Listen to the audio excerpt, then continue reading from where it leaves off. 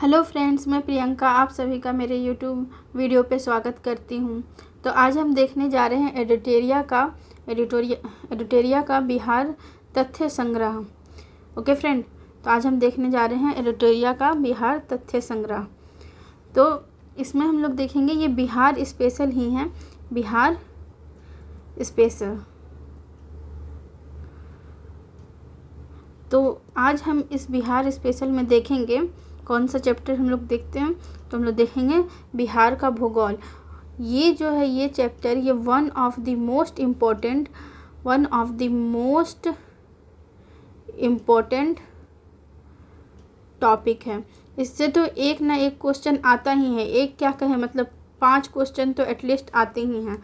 तो इस टॉपिक को आप छोड़ कर नहीं जा सकते, इस टॉपिक को आपको पढ़कर ही जाना है। तो हम लोग देख लेते हैं आज यहाँ से। अगर आप इस वीडियो पे नए हैं तो आप इस वीडियो को लाइक करेंगे और चैनल को सब्सक्राइब करेंगे और बेल आइकन को हिट करेंगे ताकि आपको नोटिफिकेशन मिलते रहें। और फ्रेंड, मैं एक बात और कहना चाहूँगी कि अगर आपको ये वीडियो अच्छा लगता है तो आप अपने फ्रेंड्स में शेयर कीजिए ताकि उन्हें भी फ़ायदा हो। और चलते हैं फ्रेंड, बस आपसे यही रिक्वेस्ट है और ज़्यादा तो रिक्वेस्ट नहीं करती। ठीक है फ्रेंड, तो हम आगे बढ़ते हैं, बिहार का भूगोल देख लेते हैं।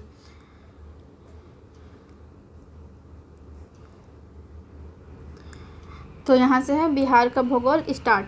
तो हम देखते हैं कि इसमें पहले क्या कह रहा है कि बिहार भौगोलिक रूप से मैदानी राज्य है।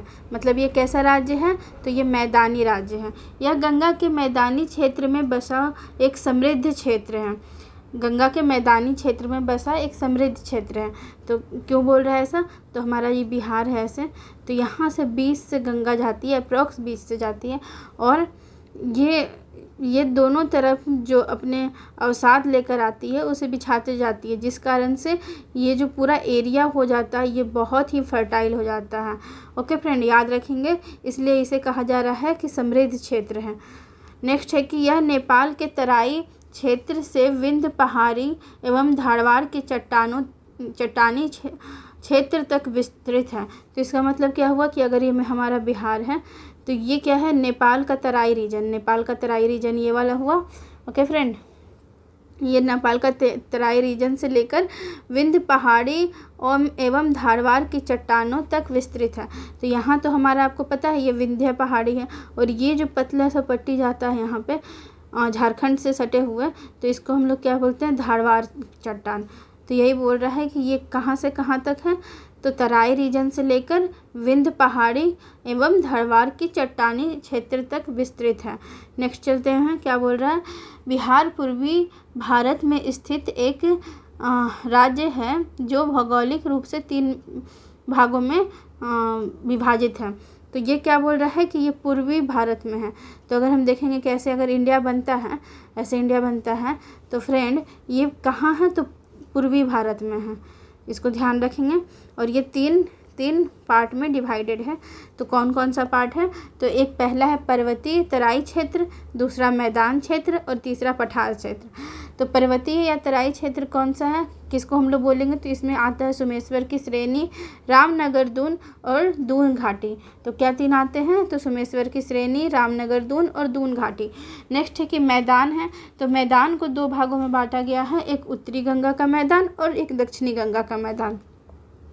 पठार को हम लोग 2 भागों में बांटे हैं, एक धरवार क्रम की चट्टानें और एक विंध्य क्रम की चट्टानें। अभी मैंने आपको ऊपर में समझाया था। नेक्स्ट हम लोग चलते हैं, यहाँ पे ये डिवाइडेड करके दिया हुआ है ये मैप में।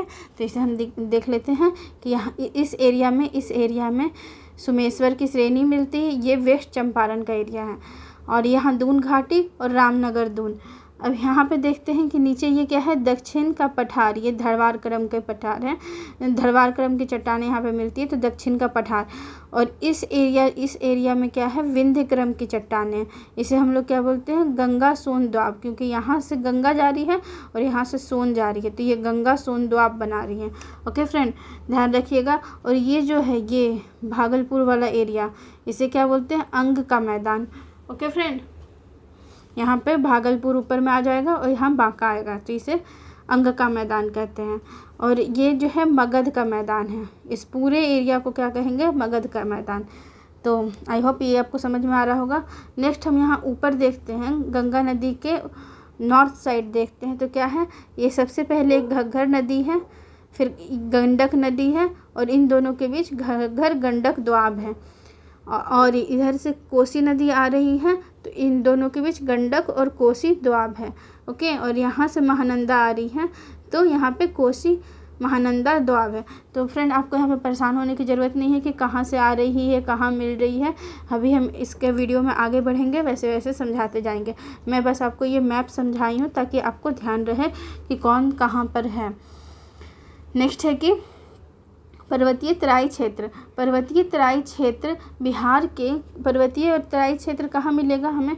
तो पर्वतीय तराई क्षेत्र बिहार के उत्तर पश्चिम भाग में हिमालय पर्वत की शिवालिक श्रेणी का भाग अवस्थित है। तो क्या हम बताएं कि ये उत्तर, ऐसे बिहार है तो उत्तर पश्चिम भाग में यहाँ पे शिवालिक श्रेणी मिलता है। तो ये पर्वतीय तराई क्षेत्र है। नेक्स्ट है कि इसका कुल क्षेत्रफल, अगर इस एरिया का पूरा कुल क्षेत्रफल पूछेगा तो क्या है? 932 वर्ग किलोमीटर। इसका विस्तार मुख्य रूप से पश्चिम चंपारण ज़िले में है। ये मुख्य रूप से कहाँ पे है? तो ये पश्चिम चंपारण ज़िला यहाँ पे। ओके फ्रेंड, नेक्स्ट है कि संगम पश्चिम चंपारण ज़िला है और इसे 3 उपवर्गों में विभाजित किया गया है। तो क्या क्या है उपवर्ग, देख लेते हैं फ्रेंड। तो सोमेश्वर की श्रेणी एक है, दूसरा है रामनगर दून। सोमेश्वर की श्रेणी, रामनगर दून और दून घाटी। तो इसमें देख लेते हैं सोमेश्वर की श्रेणी त्रिवेणी संगम पर यह नेपाल एवं बिहार की सीमा निर्धारित करता है। ओके फ्रेंड, ये क्या करता है? सोमेश्वर श्रेणी ये बिहार और नेपाल की सीमा निर्धारित करता है। और ऐसे क्वेश्चन पूछ सकते हैं कि कौन सा है जो बिहार और नेपाल की सीमा निर्धारित करता है, तो उसमें हम लोग आंसर मारेंगे सोमेश्वर श्रेणी। और इसकी ऊंचाई कितनी है? क्योंकि ये शिवालिक का पार्ट है, तो इसकी ऊंचाई कितनी है? 874 मीटर। ओके, ये बिहार की सबसे ऊंची चोटी है, तो इसे बहुत ध्यान से रखेंगे याद कि ये बिहार की सबसे ऊंची चोटी है। नेक्स्ट है रामनगर दून। इसका विस्तार हरहा नदी घाटी में है। इसका विस्तार कहाँ है? हरहा नदी घाटी में है। यह क्षेत्र की अधिकतम ऊंचाई, इस क्षेत्र की अधिकतम ऊंचाई कितना है? तो 240 मीटर। और सोमेश्वर श्रेणी की कितना था? 874। और रामनगर दून की 240 मीटर। दून घाटी देख लेते हैं। इसका विस्तार सोमेश्वर श्रेणी एवं रामनगर दून के बीच है। तो जैसे हम लोग देख लेंगे कि ऐसे ऐसे पहाड़ होता है ना, तो इसी को ना घाटी कहते हैं, इसको घाटी कहते हैं और इसको पहाड़ कहते हैं। तो इस बीच में है, रामनगर दून और सोमेश्वर श्रेणी के बीच में है। ओके फ्रेंड, इस घाटी को हरहा नदी की घाटी भी कहा जाता है, क्योंकि यहाँ से एक हरहा नदी बहती होगी, तो इसे हरहा नदी की घाटी भी कहा जाता है। नेक्स्ट है मैदान देख लेते हैं।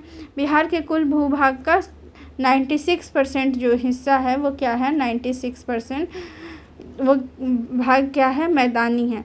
इस मैदान भाग का निर्माण गंगा और उसकी सहायक नदियों के निक्षेप से हुआ है। ओके, इस मैदान के मध्य से गंगा बहती है। गंगा नदी की अवस्थिति के आधार पर इसे 2 वर्गों में विभाजित किया गया है।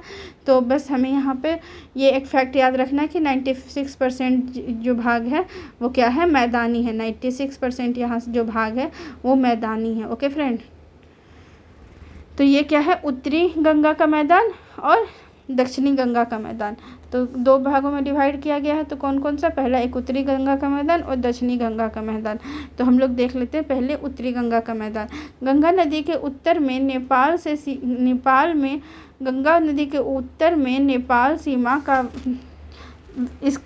इसका विस्तार है। इस मैदान की ढाल उत्तर से दक्षिण, उत्तर से कहाँ? इस तरह से है।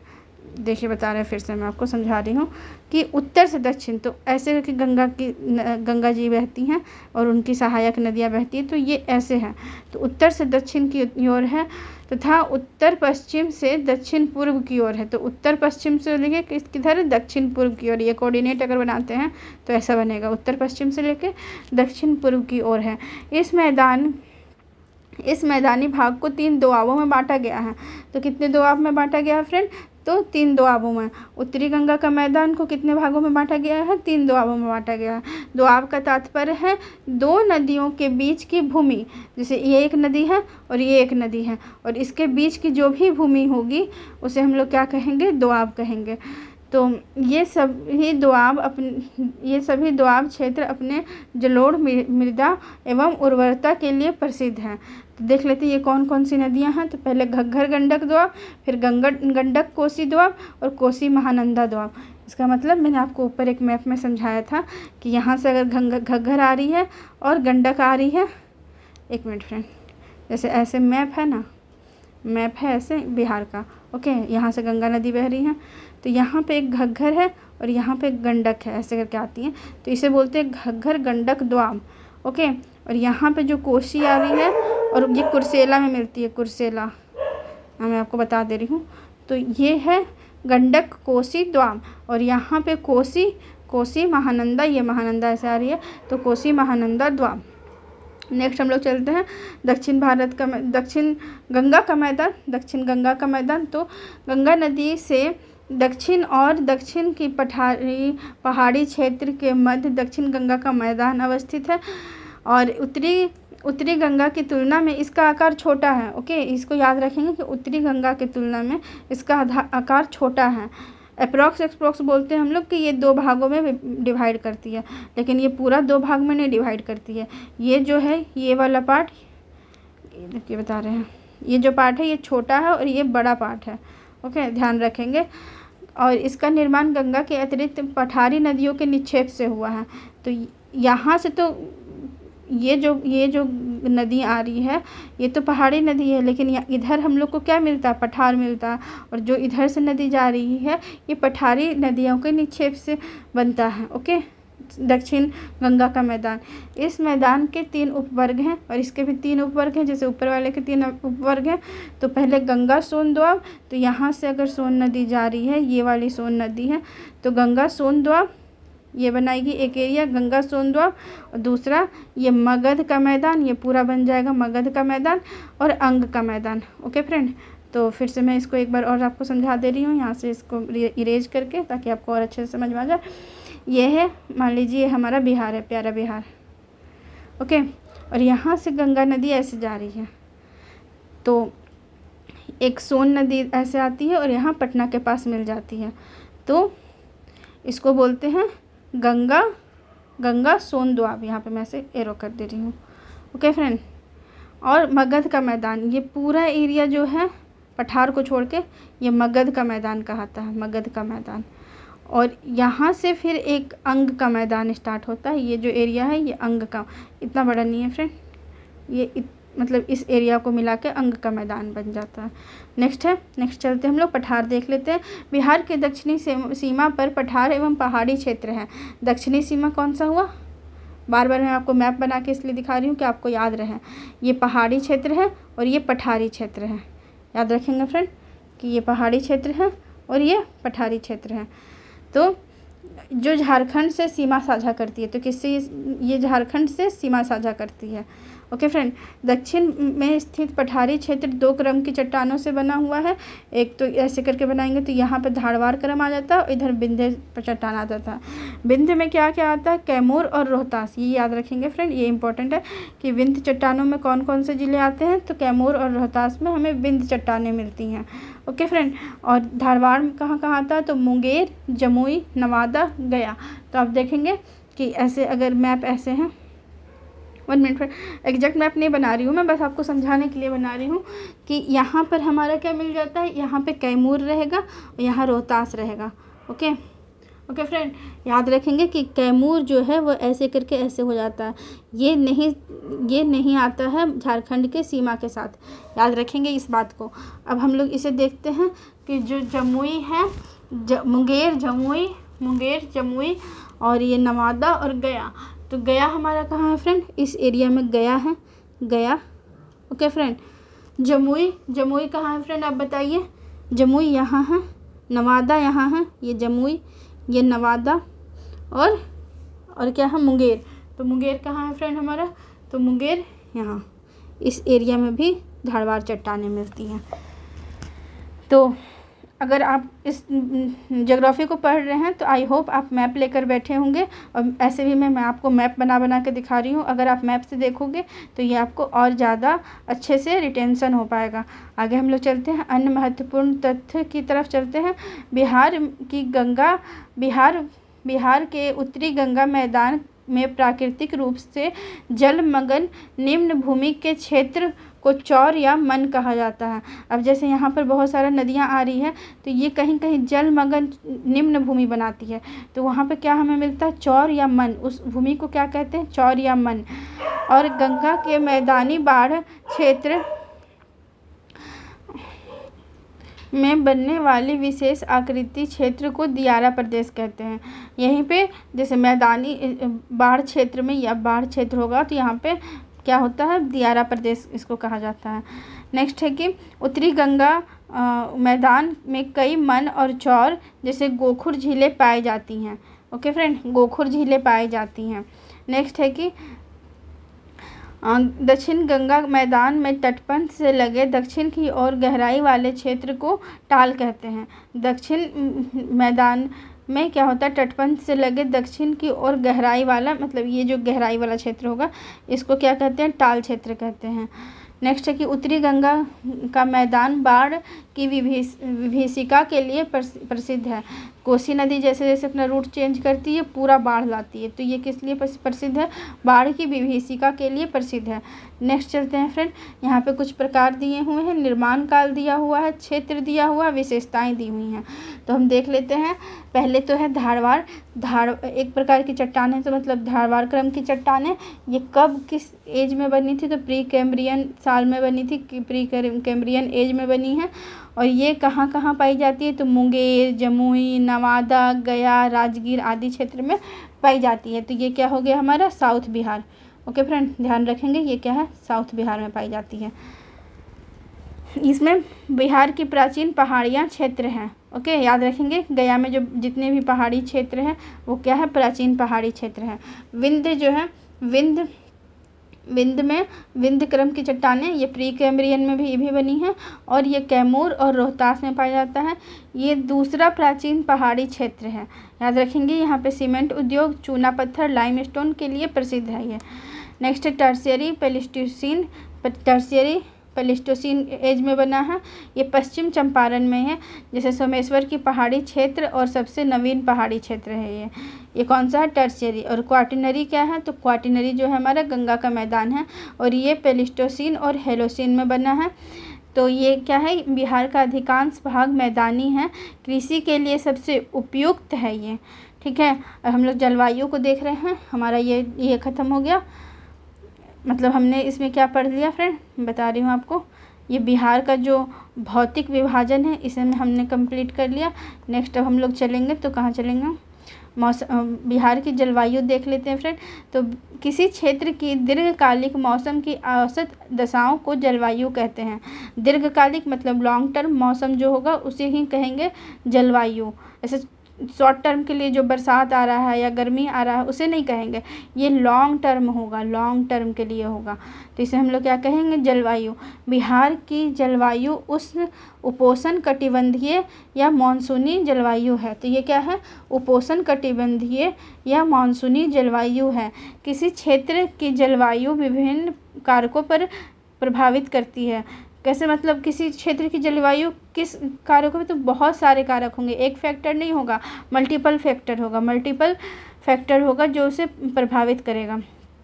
ओके फ्रेंड, तो बिहार की जलवायु को प्रभावित या निर्धारित करने वाले प्रमुख कारण हैं। तो देख लेते हैं क्या क्या कारण हैं। तो उसका तो एक अक्षांशीय स्थिति है कि वो किस अक्षांश पे ले करता है। दूसरा है कि बंगाल की खाड़ी से, अगर ये बंगाल की खाड़ी है, बंगाल की खाड़ी से कितना दूर है बिहार, ये भी डिपेंड करेगा। और मॉनसून का प्रभाव, तो मॉनसून अगर आ रहा है तो कैसे आ रहा है इस पर, तो कैसे प्रभाव करेगा, ये भी डिपेंड करता है। नेक्स्ट है फ्रेंड कि उत्तर में हिमालय पर्वत की स्थिति, जैसे बिहार में है, ये बिहार है हमारा, तो इसके उत्तर में क्या है, नेपाल है, और यहाँ पे बहुत सारे हिमालय पर्वत हैं, तो इसकी उपस्थिति भी हमारा क्या है, जलवायु पे जलवायु के लिए एक फैक्टर बनती है। और उच्चावच मतलब कितने हाइट पे है, कितने एल्टीट्यूड पे है, तो वो भी एक फैक्टर है। नेक्स्ट चलते हैं फ्रेंड। तो ध्यान रखेंगे कि ये 5 फैक्टर है और इसे अच्छे से याद करके रखेंगे। ऐसे पूछ सकता है कि कौन सा फैक्टर डिफाइन करता है जलवायु को, तो आप इन 5 में से एक दे सकते हैं। नेक्स्ट है कि बिहार की, इन 5 को देते हैं फ्रेंड, 5 में से एक नहीं, ये 5 होंगे। नेक्स्ट है कि बिहार के उत्तरी भाग एवं दक्षिणी भाग के भौगोलिक दशाओं में अंतर का कारण विभिन्न भूगोलवेताओं ने बिहार की जलवायु को अलग अलग प्रकार के वर्गीकरण किया है। तो देख लेते हैं कौन क्या किया है। तो ये मोस्टली ये वाला पूछा जाता है कि कोपेन ने उत्तरी बिहार को किस ये में बांटा है, क्या क्या कहा है उत्तरी बिहार को, तो CWG, और दक्षिणी बिहार को तो AW। याद रखेंगे, ये वेरी वेरी इंपॉर्टेंट है, इस पर ट्रिपल स्टार में दे रही हूँ। और त्रिवार्थ है जो उत्तरी बिहार को CAW कहा है और दक्षिणी बिहार को AW, इसका ये भी इम्पोर्टेंट है, इसको ध्यान से रखेंगे। और थानवार्ट ने क्या कहा है, उत्तरी पश्चिमी संकीर्ण क्षेत्र को CBW कहा है और शेष बिहार को CAW कहा है। ओके फ्रेंड, नेक्स्ट हम लोग चलते हैं। बिहार की सामान्यतः 3 ऋतु होती हैं। बिहार में 3 ऋतु पाई जाती हैं। पहला तो है ग्रीष्म ऋतु। तो ग्रीष्म ऋतु में क्या होता है देख लेते हैं। जब सूर्य का उत्तरायण की स्थिति होती है, मतलब सूर्य जब, एक मिनट मैं बता रही हूँ उत्तरायण का मतलब क्या है, ऐसे हैं। तो ये ट्रॉपिक ऑफ क्या बताएं आप, ट्रॉपिक ऑफ कैप्रिकॉर्न। तो 1 मिनट फ्रेंड, मैं एक बार कंफर्म कर लूँ। तो फ्रेंड ये ट्रॉपिक ऑफ कैंसर होता है, यहाँ से ऐसे पास करती है ट्रॉपिक ऑफ कैंसर। और यहाँ सूर्य जब होते हैं तो या इस एरिया में बहुत गर्मी होती है, हमारे बिहार में भी गर्मी होती है और ये पूरा नॉर्थ इंडिया गर्मी के चपेट में होता है। तब तापमान की वृद्धि से वायु दाब में कमी आने लगती है। ओके फ्रेंड, तो यह मार्च और से मध्य जून की स्थिति होती है। ग्रीष्म ऋतु कब से कब तक होती है, मार्च से मध्य जून की स्थिति होती है। नेक्स्ट हम लोग चलते हैं। इस मौसम में पश्चिमी एवं मध्य बिहार में गर्म हवाएं चलती हैं। कैसी हवाएं चलती है, गर्म हवाएं चलती हैं, जिन्हें लू कहा जाता है। लोकल विंड का नाम होता है लू। तो इस मौसम में तापमान 32 डिग्री सेल्सियस होता है और सबसे गर्म स्थान गया है। इसमें भी सबसे गर्म स्थान गया है जो 47 डिग्री सेल्सियस तक चला जाता है। नेक्स्ट है कि मानसून आने के पूर्व बिहार में बंगाल की खाड़ी से आने वाली उष्णकटिबंधीय चक्रवात के कारण वर्षा होती है, जिसे नॉर्वेस्टर या काल बैसाखी कहते हैं। क्या कहते हैं फ्रेंड, तो नॉर्वेस्टर और काल बैसाखी कहते हैं। ध्यान रखेंगे कि उष्णकटिबंधीय चक्रवात से होने वाली वर्षा को क्या कहते हैं, नॉर्वेस्टर और काल बैसाखी। नेक्स्ट चलते हैं वर्षा ऋतु। वर्षा ऋतु जून मध्य से अक्टूबर मध्य के बीच के समय में बिहार में वर्षा ऋतु के रूप से जाना जाता है। जून के मध्य से और अक्टूबर के मध्य तक। बिहार में मानसून का प्रवेश कब होता है, तो मध्य जून में होता है। और बिहार में जुलाई एवं अगस्त में क्या होती है, बहुत वर्षा होती है, अधिक वर्षा होती है। बिहार की औसत वर्षा कितनी है, 112 सेंटीमीटर है। औसत एवरेज रेनफॉल क्या है, तो 112 सेंटीमीटर ही। यह सर्वाधिक वर्षा, यहाँ सर्वाधिक वर्षा कहाँ होती है, किशनगंज में होती है। इसको बहुत ध्यान से याद रखेंगे कि 205 सेंटीमीटर यहाँ पे किशनगंज में वर्षा होती है। जिले में तथा सबसे कम वर्षा कहाँ होती है, औरंगाबाद में होती है, 101 सेंटीमीटर जिले में होती है। तो सबसे हाई वर्षा कहाँ होती है, हाईएस्ट रेनफॉल, तो हाईएस्ट रेनफॉल कहाँ होती है, किशनगंज में। ओके फ्रेंड, और कम वर्षा कहाँ होती है, कम वर्षा तो औरंगाबाद में।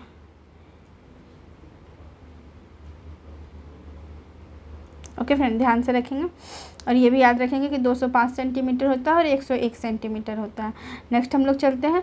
बिहार में दक्षिण पश्चिम मानसून की बंगाल की खाड़ी की शाखा से सर्वाधिक वर्षा होती है। तो किस कहाँ से होती है, तो बंगाल की खाड़ी की शाखा से सर्वाधिक वर्षा होती है। बिहार में उत्तरी भाग में अधिक वर्षा प्राप्त करता है। बिहार का जो उत्तरी भाग है, जैसे ये वाला भाग है, ये वाला भाग, तो ये अधिक वर्षा प्राप्त करता है।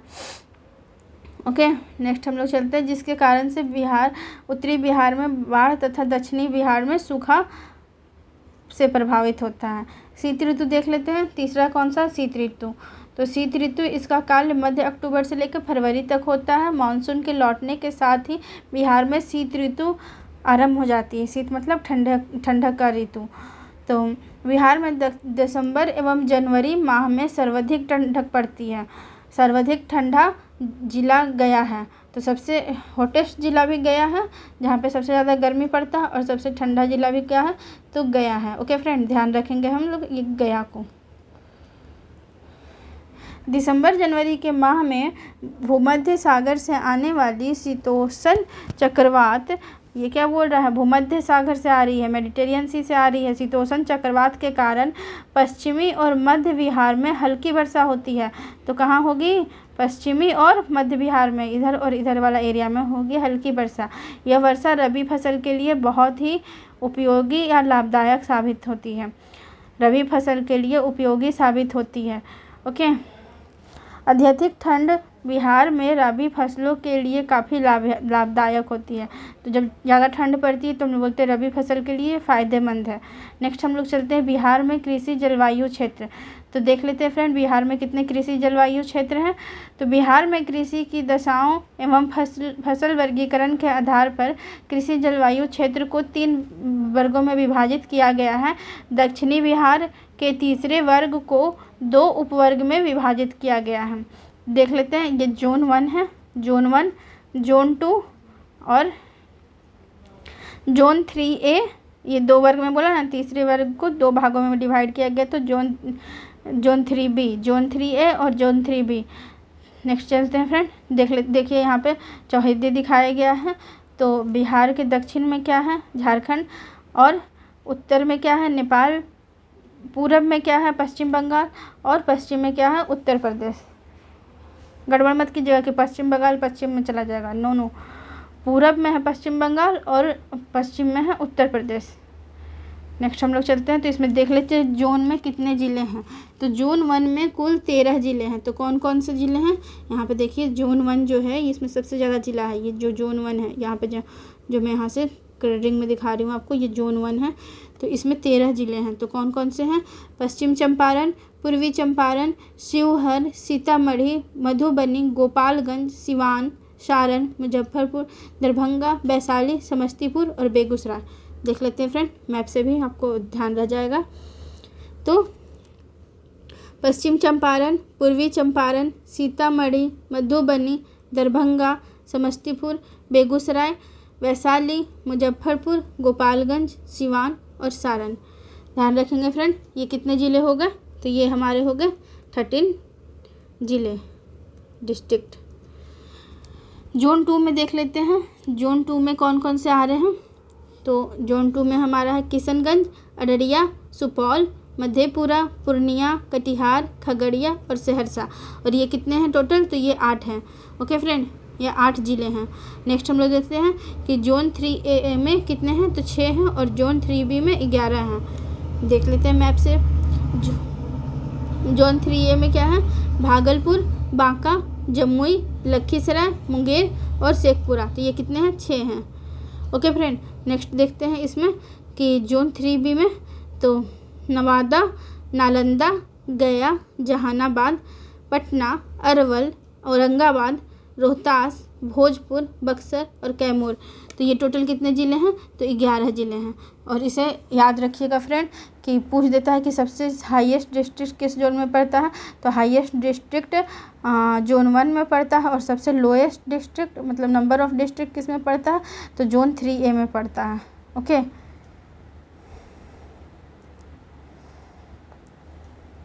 नेक्स्ट हम लोग चलते हैं, विभिन्न कृषि जलवायु क्षेत्र की विशेषताएं को निम्नलिखित सारणी में देखा जा सकता है। देख लेते हैं, जोन 1 जो है उत्तर पश्चिम क्षेत्र में, इस क्षेत्र में औसत वर्षा कितनी होती है, 104 से लेकर 145 सेंटीमीटर तक औसत वर्षा होती है। ओके फ्रेंड, नेक्स्ट हम लोग देख लेते हैं यहाँ कौन सी मिट्टी पाई जाती है। तो यहाँ खादर मिट्टी की प्रधानता होती है। मुख्य फसलें कौन कौन से हैं इस एरिया में? तो गन्ना है, धान है, गेहूँ है, अरहर है, मक्का है।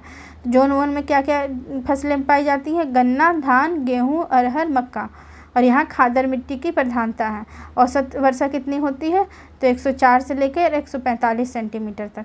नेक्स्ट है कि जोन 2 में देख लेते हैं, ये उत्तर पूर्वी क्षेत्र में है। इसमें यहाँ पे औसत वर्षा कितनी होती है? 120 से लेकर 140 सेंटीमीटर तक।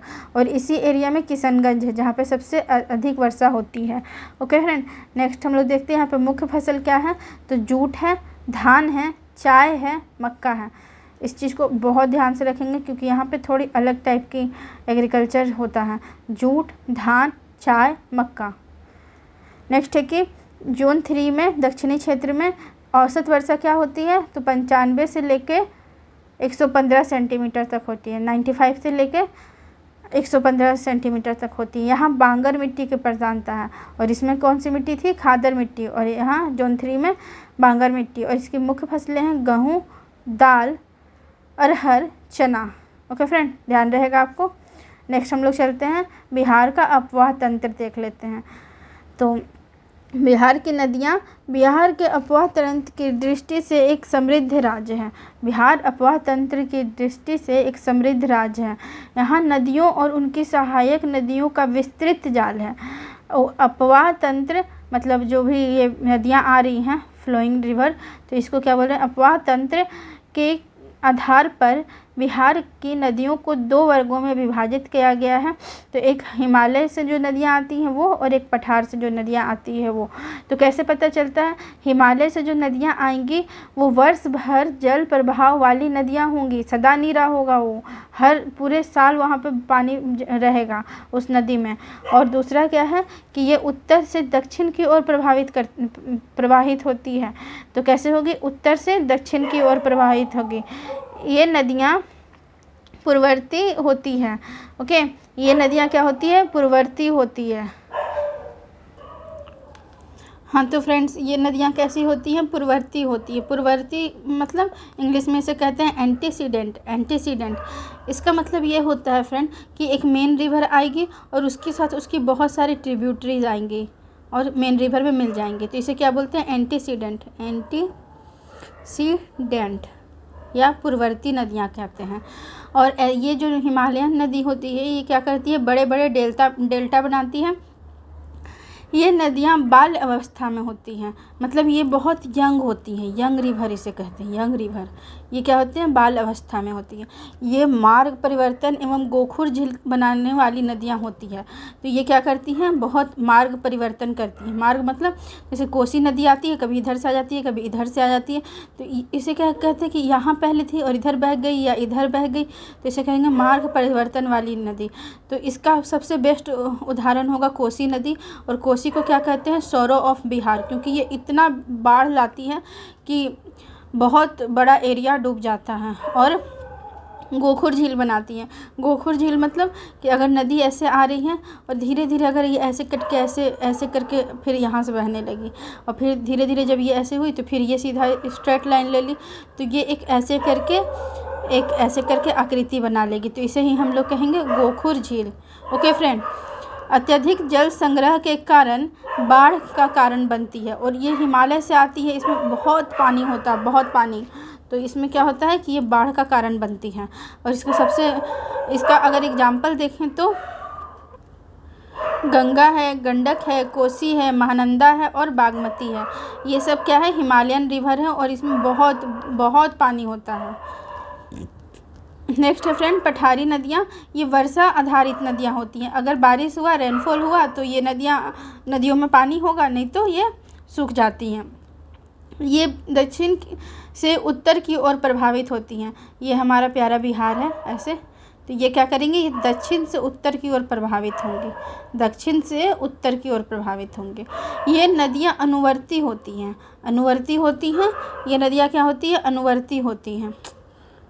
तो अनुवर्ती का मीनिंग है कि ये कॉन्सिक्वेंट होती है, जिधर ढाल रहेगा बस वो उधर बहेंगे, इसे ही कहते हैं अनुवर्ती रिवर। ओके, ये नदियाँ छोटे डेल्टा बनाती हैं। ये क्या करती हैं? छोटा डेल्टा बनाती है, ज़्यादा बड़ा नहीं डेल्टा बनाती है। ये नदियाँ पौध अवस्था में होती है, मतलब ये मैच्योर फेज में होती हैं। ओके फ्रेंड, ये ध्यान रखेंगे, ये कौन से फेज में होती है, मैच्योर फेज में। और ये सीधी गमन करने वाली नदियाँ होती है, ये इधर उधर नहीं भटकेंगी कोसी की तरह, ये सीधी जाएंगे, सीधी। ओके फ्रेंड, ये बाढ़ की कम संभावना होती है, इसलिए यहाँ पे बाढ़ की कम संभावना होती है। और इसमें कुछ एग्जांपल्स हैं, Son, Punpun, Falgu, Ajay. Okay friend, next हम लोग बढ़ते हैं। और यहाँ पे मैप दिया हुआ है बहुत सुंदर सा, तो इसे हम देख लेते हैं एक बार। तो यहाँ से देखिए फ्रेंड, यहाँ पे गंगा बह रही है, दिस इज गंगा, ये गंगा है, ये गंगा गंगा गंगा गंगा यहाँ तक गई। और पहले तो हम लोग सबसे पहले देख लेते हैं कि नॉर्थ बिहार की रिवर, तो ये सबसे पहले घग्घर रिवर है, घग्घर रिवर। उसके बाद ये गंडक है, गंडक, फिर बूढ़ी गंडक, फिर बागमती, फिर कमला, कोसी, मेची, महानंदा, याद रखेंगे। और ये साउथ बिहार की नदी देख लेते हैं, कर्मनासा रिवर, फिर सोन, फिर पुनपुन, फल्गु, निरंजना। ये निरंजना और मोहना मिलके ही फल्गु नदी बनाती है, याद रखेंगे। नेक्स्ट है क्यूल, और इधर से एक और रिवर है वो Ajay, Ajay. Okay friend, next हम लोग चलते हैं आगे। तो नदियाँ और उसका उद्गम स्थल और कहाँ पे वो मिलती हैं, संगम, और बिहार में कितनी लंबाई है। और ये वेरी वेरी वेरी इम्पोर्टेंट ये होता है, ये जो स्लाइड है ये वेरी इंपॉर्टेंट है, इसे आपको रट कर जाना है।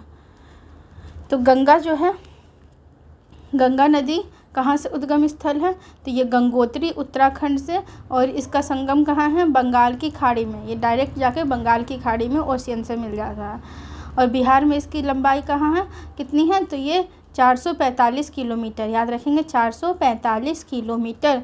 घग्घर कहाँ से निकलती है, तो तिब्बत से निकलती है।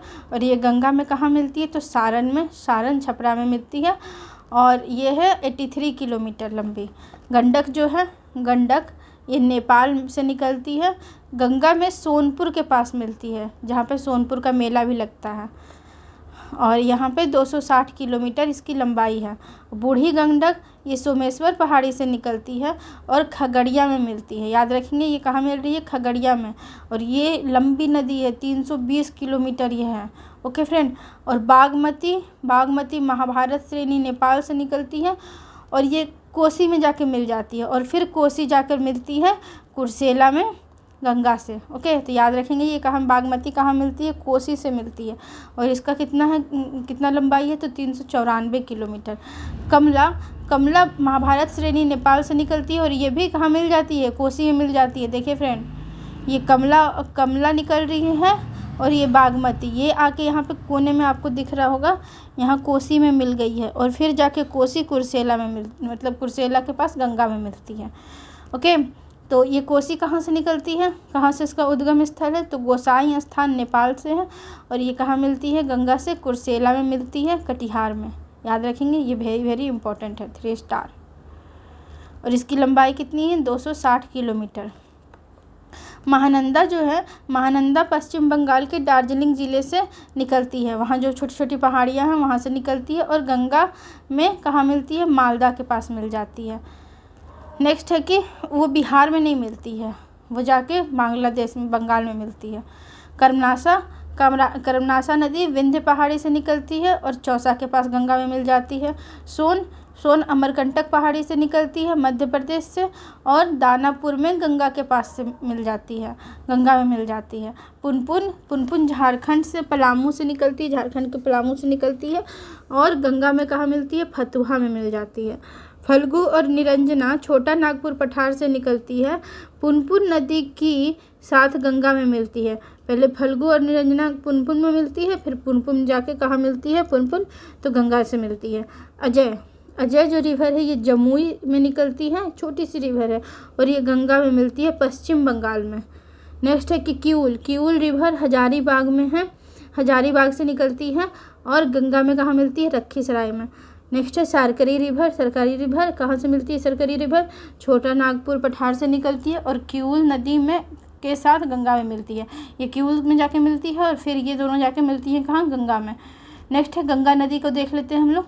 यहाँ से मतलब इसका एक्सप्लेनेशन फॉर्म में दिया हुआ है, ये छोटा फॉर्म में दिया हुआ है याद करने के लिए। और ये अब एक्सप्लेन कर रहा है कि गंगा नदी उत्तराखंड के गंगोत्री ग्लेशियर से निकलती है। हम यहाँ पे क्या पढ़े थे, गंगा नदी क्या है, गंगोत्री उत्तराखंड से। तो वही यहाँ पे बोल रहा है कि गंगा नदी उत्तराखंड के गंगोत्री ग्लेशियर से निकलती है। इसकी लंबाई कितनी है, तो 2525 किलोमीटर है, जिसमें बिहार में इसकी लंबाई 445 किलोमीटर। टोटल लंबाई पूछेगा तो 2525 किलोमीटर और बिहार में पूछेगा तो 445 किलोमीटर। ये देवप्रयाग में अलकनंदा और भागीरथी दोनों नदियों के मिलने के बाद इस नदी को गंगा नदी के नाम से जाना जाता है। तो क्या होता है, देवप्रयाग में एक तरफ से अलकनंदा आती है, एक तरफ से भागीरथी आती है, और फिर यहाँ से जो ये नदी निकलती है इसको गंगा कहते हैं। ओके फ्रेंड, गंगा नदी बिहार के सबसे प्रमुख नदी एवं प्रवाह तंत्र का आधार है, यही है आधार। नेक्स्ट हम लोग चलते हैं, गंगा नदी बिहार में बक्सर ज़िले कहाँ से एंट्री करती है, तो बक्सर ज़िले में चौसा के समीप प्रवेश करती है और कटिहार एवं भागलपुर से सीमा बनाती हुई बिहार से बाहर पश्चिम बंगाल में चली जाती है। इस दौरान गंगा नदी बिहार के 12 ज़िले से होकर गुजरती है। तो कितने ज़िले से होकर गुजरती है फ्रेंड, तो 12 ज़िले से होकर गुजरती है।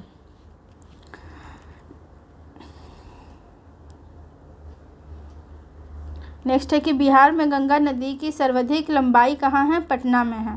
गंगा की सहायक नदियाँ में घग्गर, गंडक, बूढ़ी गंडक, कोसी, सोन, पुनपुन आदि नदियाँ बिहार में गंगा से मिलती हैं, जबकि महानंदा और अजय बिहार से बाहर गंगा में मिलती हैं। बांग्लादेश में इसे पद्मा नाम से जाना जाता है और यह अंततः बंगाल की खाड़ी में जाकर गिर जाती है। नेक्स्ट हम लोग घग्गर नदी के बारे में जान रहे हैं। घग्गर नदी के बारे में, यह मानसरोवर तिब्बत के पास से निकलती है। कहाँ से निकलती है, मानसरोवर के पास से निकलती है। बिहार में सिवान में प्रवेश करती है, सिवान से प्रवेश करती है और उत्तर प्रदेश और बिहार की सीमा पर बहती हुई सारण में गंगा से जाकर मिल जाती है। तो कहाँ मिलती है, सारण में। अन्य नाम क्या है, सरयू मैदानी भाग में है, और जब ये नीचे की ओर आती, मतलब ऊपर जब नेपाल की ओर होती है तो इसी को गोगरा कहते हैं, करनाली कहते हैं, और जब ये मैदान की ओर आती है तो इसे सरयू कहते हैं। इसकी सहायक नदियाँ भी कभी कभी पूछ लिया जाता है क्वेश्चन में। तो ये है राप्ती, छोटी गंडक, शारदा, भेरी, सेती आदि। नेक्स्ट है फ्रेंड, गंडक नदी को देख लेते हैं। गंडक नदी को ही नारायणी कहते हैं मैदानी भाग में, और जो नेपाल में क्या कहते हैं, इसे सप्तगंडकी कहते हैं गंडक नदी को, और शालिग्रामी कहते हैं। ये वन ऑफ द इम्पोर्टेंट है, शालिग्रामी। और ये क्वेश्चन तो पूछा भी गया है कि नारायणी नदी किसे कहते हैं, तो गंडक को कहते हैं। गंडक की मुख्य शाखा धौलागिरी और अन्नपूर्णा श्रेणी को पार करते समय गॉर्ज बनाती है। मतलब गॉर्ज मतलब कुछ पहाड़ को काटती है और उसे काटते रहती है, तो गॉर्ज बन जाता है। और बिहार में ये भैंसा लोटन पश्चिम चंपारण में प्रवेश करती है। बिहार में कहाँ से करती है, पश्चिम चंपारण, भैंसा लोटन नामक एक नाम का जगह है, तो वहाँ से ये प्रवेश करती है। ये उत्तर प्रदेश और बिहार के बीच 45 किलोमीटर सीमा बनाती हैं। तो कौन कौन सी नदियाँ उत्तर प्रदेश और बिहार के बीच बनाई, तो एक घग्गर नदी है और एक गंडक नदी है, और एक इसकी सहायक नदियाँ काली गंडक, त्रिशूली, बूढ़ी गंडक आदि हैं।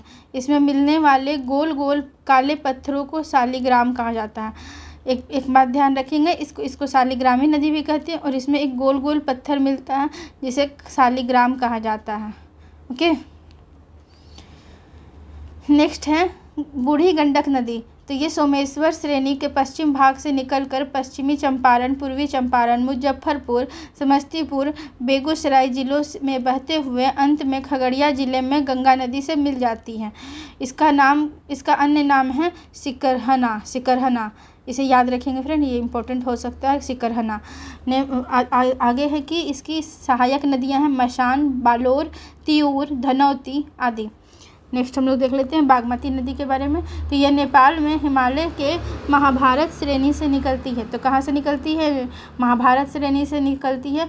यह बिहार में सीतामढ़ी जिले में प्रवेश करती है तथा अंत में गंगा नदी में विलीन हो जाती है। कहाँ, गंगा नदी में विलीन हो जाती है अंत में। और ये कहाँ से एंट्री लेती है, तो सीतामढ़ी से। पहले ये बूढ़ी गंडक में मिलती है, बागमती कहाँ मिलती है, पहले बूढ़ी गंडक में मिलती है, पहले मिलती थी लेकिन अब यह कमला नदी से मिलकर कोसी नदी में मिल जाती है। पहले ऐसा था कि एक बूढ़ी गंडक में मिलती थी, लेकिन अब कमला में मिलती है और दोनों मिलकर फिर कोसी में मिल जाती है। इसकी सहायक नदियाँ कौन कौन सी है?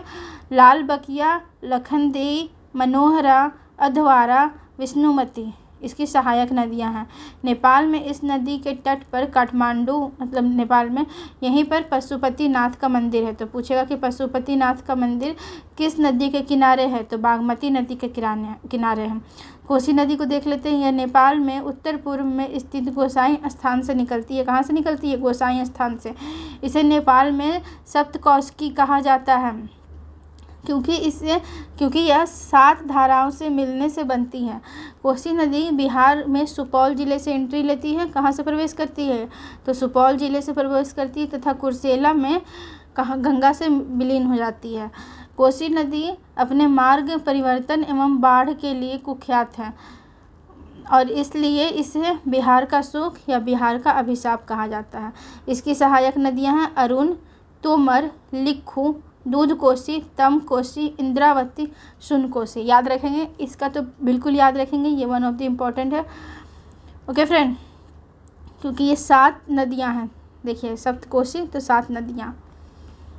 नेक्स्ट है महानंदा। यह पश्चिम बंगाल के दार्जिलिंग जिले की पहाड़ी से निकलकर किशनगंज, पूर्णिया और कटिहार होते हुए मालदा, पश्चिम बंगाल में गंगा नदी से मिल जाती है। यह उत्तर बिहार की सबसे पूर्वी नदी है। क्या है? ये सबसे पूर्वी नदी है। ये इंपॉर्टेंट पॉइंट है, इसे याद रखेंगे। इसकी सहायक नदी है पनौर, नागर, बलसार और मेची। याद रखेंगे। पूछेगा कोसी मेची परियोजना है एक बिहार गवर्नमेंट का, तो वो जो है वो क्या है? तो ये मेची नदी किसकी सहायक नदी है? ये पूछ सकता है। तो ये महानंदा की सहायक नदी है, ध्यान रखेंगे फ्रेंड। नेक्स्ट चलते हैं कर्मनासा नदी। तो ये हमारा साउथ बिहार की सारी नदियाँ कंप्लीट हो गई। हम अब नॉर्थ बिहार की सारी नदियाँ कंप्लीट हो गई और हम साउथ बिहार की नदियाँ देखने जा रहे हैं। इसकी उत्पत्ति, कर्मनासा नदी की उत्पत्ति विंध्य पहाड़ी से होती है और यह बिहार एवं उत्तर प्रदेश की सीमा निर्धारित करती हुई चौसा बक्सर में गंगा से मिल जाती है। तो अब तक कितनी नदियाँ बिहार और उत्तर प्रदेश से सीमा निर्धारित कर रही है? 3, और इसका नाम आप बताएंगे कमेंट में। यह दक्षिण बिहार की सबसे पश्चिमी नदी है। दक्षिण बिहार की सबसे पश्चिमी नदी है। ओके, याद रखेंगे। कर्मनासा का अपवित्र नदी माना जाता है। कहा जाता है कि अगर इसमें कोई नहा लेगा तो उसका सारा कर्म का नाश हो जाएगा। सोन नदी, यह मध्य प्रदेश के अमरकंटक पहाड़ी के मैकाल श्रेणी से निकलती है। तो सोन नदी कहाँ से निकलती है? एकदम याद रखेंगे कि अमरकंटक पहाड़ी से निकलती है और इसमें भी मैकाल श्रेणी से निकलती है। अमरकंटक ना देकर अगर मैकाल दे दे तो इसे आपको सही मानना है। यह रोहतास बिहार एवं गढ़वा जिले झारखंड के बीच से बिहार में प्रवेश करती है। कहाँ से? रोहतास जिला से। ओके, और रोहतास तथा भोजपुर की पूर्वी सीमा बनाते हुए मनेर, दानापुर में गंगा नदी से जाकर मिल जाती है। यमुना के बाद गंगा की ये दूसरी सबसे बड़ी दक्षिणी सहायक नदी है। याद रखेंगे, दूसरी सबसे बड़ी दक्षिणी सहायक नदी है। इसका प्रमुख सहायक नदी कौन कौन है? याद रखेंगे इसे भी, ये इंपॉर्टेंट पॉइंट होगा कि रिहान, कन्हार, उत्तरी कोयल। सोन नदी पर डेहरी बांध रोहतास, इंद्रपुरी बैराज रोहतास, बांध सागर बांध मध्य प्रदेश में स्थित है। तो देख सकते हैं फ्रेंड, यहाँ पर 3 बांध हैं जो सोन नदी पर है। तो डेहरी बांध रोहतास में है, इंद्रपुरी बैराज कहाँ है? तो रोहतास में है, और बांध सागर बांध मध्य प्रदेश में स्थित है। सोन नदी पर बने नहरों ने रोहतास भोजपुर को सूक्ष्म मैदानी क्षेत्र को बिहार का मुख्य चावल उत्पादक क्षेत्र बना दिया है। इसी पर जो सोन नदी पर जो नहर बनाया गया है, इसी कारण से जहाँ पर सूखा का क्षेत्र था, सूखा था, वहाँ पर रोहतास और भोजपुर में एकदम चावल की खेती सबसे अधिक होती है। याद रखेंगे, चावल की खेती प्रोडक्शन में और प्रोडक्टिविटी में दोनों में ही कौन आगे है? तो रोहतास आगे है। पुनपुन नदी, तो यह झारखंड के पलामू जिले के छोटा नागपुर पठार से निकलती है तथा बिहार में औरंगाबाद, जहानाबाद होते हुए फतुहा में गंगा से मिल जाती है। तो पुनपुन कहाँ मिलती है? फतुहा में गंगा से मिल जाती है। और कहाँ से एंट्री लेती है? तो झारखंड के पलामू से ये स्टार्ट होती है और औरंगाबाद, जहानाबाद होते हुए फतुहा में मिल जाती है। इसकी मुख्य सहायक नदी मनोहर, मादर, दरदा है। ये सब याद नहीं करना है, सब बस ऐसे लिखा हुआ है। ओके फ्रेंड, ये सबको याद नहीं करना है। और दक्षिण बिहार की एक दूसरी प्रमुख नदी है फल्गु नदी देख लेते हैं। यह हजारीबाग के पठार से निकलने वाली लीलाजन निरंजना, जिसको निरंजना कहते हैं, तथा मोहना नदी के मिलने से बनती है। तो दो नदी के मिलने से क्या बनती है? फल्गु नदी। निरंजना और मोहना के मिलने से बनती है और अंततः गया होते हुए पुनपुन नदी में मिल जाती है, जो गंगा की उपनदी है। ओके, गया में फल्गु नदी के पास, गया में क्या है? विष्णुपाद टेम्पल है और इसी के बगल में गया में रबर डैम बनाया गया है, जहाँ पितृपक्ष के दौरान लाखों की संख्या में हिंदू धर्म के तीर्थयात्री आते हैं। पितृपक्ष के दौरान यहाँ पे क्या होता है? पिंडदान होता है। और फल्गु नदी पर भारत का सबसे बड़ा रबर डैम गयाजी डैम बना है, जो कितना मीटर है? तो 411 मीटर है। नेक्स्ट हम लोग देखते हैं कि फल्गु नदी के किनारे गौतम बुद्ध को ज्ञान प्राप्ति हुई थी। ये इम्पोर्टेंट है, very very important, very very very important. अब कितना ही वेरी लगा लीजिए कि किसके नदी के किनारे गौतम बुद्ध को ज्ञान प्राप्त हुआ था? तो गौतम बुद्ध को फल्गु नदी के किनारे ज्ञान प्राप्त हुआ था। अब हम देख लेते हैं कि बिहार में नदियों के किनारे प्रमुख शहर कौन कौन से हैं। तो पहले पटना का देख लेते हैं। तो पटना किस नदी के किनारे पे है? तो गंगा नदी के किनारे पे है। और मोकामा किस नदी के किनारे पे है? तो गंगा नदी के किनारे पे है। देख लेते, देखिए बता रहे हैं। पटना गंगा नदी के किनारे पे, मोकामा भी गंगा नदी के किनारे पे, मुंगेर भी गंगा नदी के किनारे पे, भागलपुर इज ऑल्सो गंगा नदी के किनारे पे, बक्सर गंगा नदी के किनारे पे, ये याद रखेंगे। छपरा घाघर नदी के किनारे पे, हाजीपुर गंडक नदी के किनारे पे, सोनपुर भी गंडक नदी के किनारे पे, मुजफ्फरपुर बूढ़ी गंडक नदी के किनारे पे, खगड़िया बूढ़ी गंडक नदी के किनारे पे, समस्तीपुर बूढ़ी गंडक ने। तो ये तीन कौन से हैं? मुजफ्फरपुर, खगड़िया और समस्तीपुर। मुजफ्फरपुर, खगड़िया और समस्तीपुर MKS बूढ़ी गंडक नदी के किनारे पे है। दरभंगा बागमती नदी के किनारे पे है। गया फल्गु नदी पे किनारे पे है। ये तो इम्पोर्टेंट है, इसे तो याद ही रखना है। फतुहा पुनपुन नदी के किनारे पे है। पुनपुन और गंगा दोनों नदी के किनारे पे हैं। कौन है? फतुहा। नेक्स्ट चलते हैं फ्रेंड, बिहार की नदी घाटी परियोजना। तो जल प्रबंधन के उद्देश्य से बिहार में 3 बहुउद्देशीय परियोजनाओं का निर्माण किया गया है। 3 बहुउद्देशीय परियोजनाओं का निर्माण किया गया है। इन परियोजनाओं से बाढ़ नियंत्रण हो रही है, सिंचाई का प्रबंधन हो रहा है, जल संरक्षण किया जा रहा है, पर्यटन के लिए अच्छा ये सोर्स है, परिवहन, ऊर्जा उत्पादन, ये सब किया जा रहा है। तो ये कौन कौन सी बहुउद्देशीय परियोजना है? तो सोन बहुउद्देशीय परियोजना, गंडक नदी बहुउद्देशीय परियोजना और कोसी नदी। देख लेते हैं सोन बहुउद्देशीय परियोजना में क्या है। तो सोन नदी परियोजना का निर्माण कब हुआ था? 1874 ईस्वी में ही हुआ था और में डेहरी रोहतास में किया गया था। यह बहुउद्देशीय नदी परियोजना बिहार की सबसे पुरानी एवं प्रथम नदी घाटी परियोजना है। सोन नदी परियोजना सबसे पुरानी एवं प्रथम नदी घाटी परियोजना है। डिहरी के बरून के पास सोन नदी पर बांध बनाकर दो नहरों दोनों किनारे से निकाली गई है। तो कौन कौन से हैं? तो एक पश्चिमी सोन और एक पूर्वी सोन और पश्चिमी सोन। इस नहर से औरंगाबाद, पूर्वी सोन से क्या होता है? औरंगाबाद, गया, जहानाबाद, अरवल, पटना तक की सिंचाई की जाती है। याद रखेंगे कहाँ से कहाँ तक की।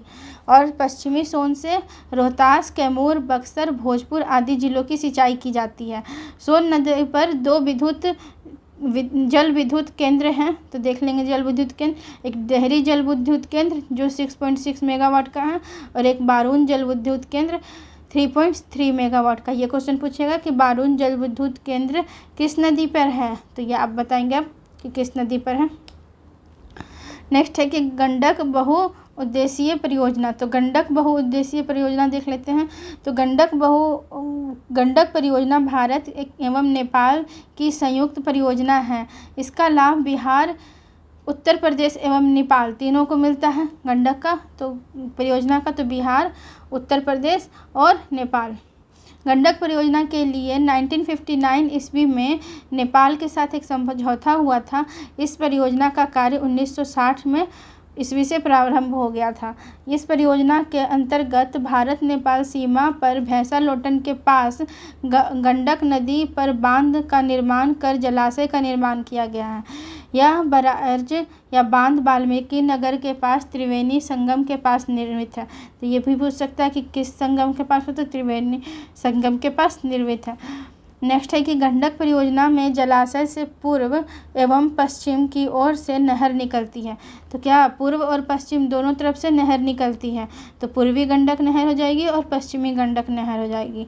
तो देख लेते हैं पूर्वी नहर जो है गंडक नहर 3 भागों में विभक्त है, जिसे तिरहुत, त्रिवेणी और दोन नहर के नाम से जाना जाता है। याद रखेंगे कि तिरहुत, त्रिवेणी और दोन नहर किस में है, तो गंडक नदी पर है। तिरहुत, त्रिवेणी एवं दोन नहर से पश्चिम चंपारण, पूर्वी चंपारण, मुजफ्फरपुर, वैशाली आदि जिलों की सिंचाई की जाती है। और पश्चिमी नहर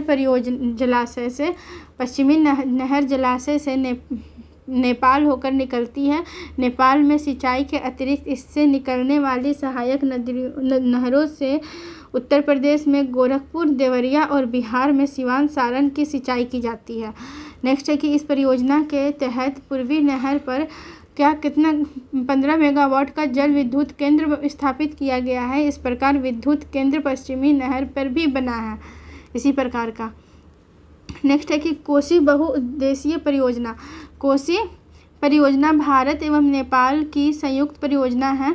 इस परियोजना की स्थापना कब हुई थी? 1953 ईस्वी में की गई थी और यह परियोजना 1954 में लागू हो गई थी 54 में। और इस परियोजना के तहत हनुमान नगर बांध बनाकर नेपाल में जलाशय का निर्माण किया गया था। इस परियोजना को 1965 में पूर्ण रूप से तैयार हुई थी। ये परियोजना कब तैयार हुई थी? तो 1965 में। और कब परियोजना का स्थापना किया गया था? तो 1953 में। कोसी पर निर्मित जलाशय से पूर्व एवं पश्चिम की ओर नहरों का निर्माण किया गया है, जिसे पूर्वी कोसी नहर और पश्चिमी कोसी नहर। इससे अररिया, सुपौल और पूर्णिया आदि सिंचित होती है। और पश्चिमी कोसी नहर से कौन होता है? दरभंगा, मधुबनी, सुपौल एवं बेगूसराय में सिंचाई की जाती है। अब हम लोग देख लेंगे जल प्रपात।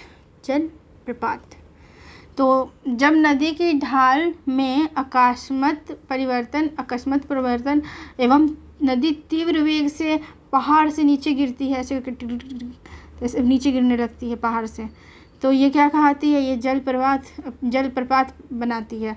तो हम लोग देख लेते हैं कौन सा जलप्रपात कहाँ है, ये इम्पोर्टेंट है। तो काकोलत जलप्रपात कहाँ है? नवादा में। काकोलत जलप्रपात नवादा में। दुर्गावती जलप्रपात रोहतास में, सबसे ऊंचा है दुर्गावती जलप्रपात। कर्मनासा जलप्रपात बक्सर में है। धुआं कुंड जलप्रपात सासाराम रोहतास में है। और मांझर कुंड जलप्रपात कहाँ है? तो सासाराम रोहतास में है।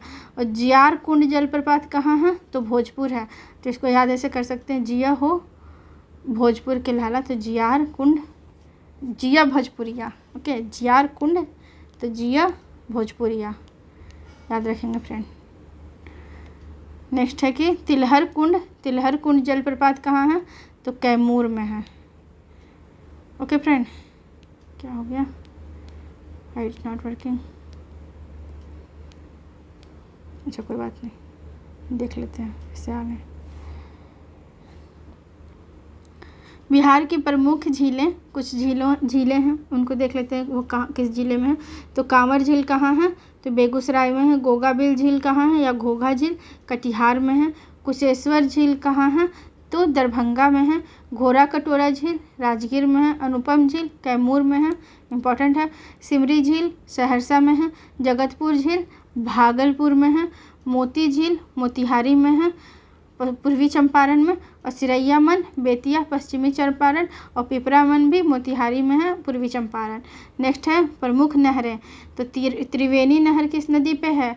त्रिवेणी, तिरहुत और दो नहर त्रिवेणी, तिरहुत और दोन नहर किस नदी पे है? गंडक में।